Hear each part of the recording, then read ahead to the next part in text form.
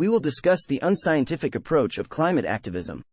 The passion of the green movement has captured the world's attention with its incessant demands for solutions to taper carbon emissions. However, these appeals are rarely questioned due to the clout of environmental activists. Climate activists propose that we embrace the argument that carbon dioxide is a pollutant as an article of faith without delivering compelling evidence. But closer introspection exposes the fallacies of climate activism. Global warming is associated with the greening of the planet and rising biodiversity. In fact, NASA satellites have observed that the greening of the Earth during recent decades has been considerable.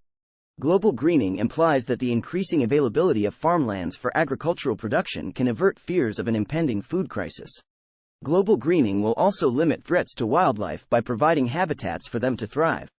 Instead of worrying about global warming, activists should be concerned with outlier possibilities.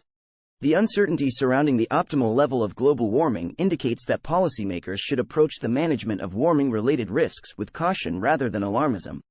A survey of the data has revealed that warming is not as dangerous as climate activists would want you to think. Carbon dioxide fertilization is also an important benefit of carbon dioxide. Elevated carbon dioxide levels have vegetated arid regions through a process known as carbon dioxide fertilization. Carbon dioxide emissions are fertilizing plants, and by greening the planet allows vegetation to moderate global warming by consuming carbon emissions. Yields of crops are predicted to increase as carbon dioxide rises. Climate alarmists mistakenly think that climate change is a preventable event. Human beings can only manage their response to climate change to minimize damage. Furthermore, the global effects of climate change are unequal.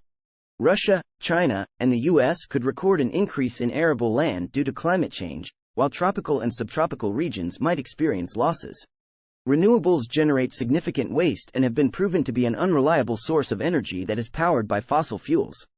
The demand for rare earth minerals that are used in the creation of renewables is driving terrestrial mining, but because activists oppose terrestrial mining, some have proposed deep-sea mining. However, a true dilemma doesn't exist because renewables are costly, toxic, and inefficient. In conclusion, unscientific activists are shaping public policy to the detriment of ordinary people. It is the inability to halt the success of climate alarmism that presents a real problem. Climate activists need to embrace scientific facts and stop demonizing carbon dioxide, global warming, and terrestrial mining to create effective policies for managing climate change. Subscribe Libertarian Facts.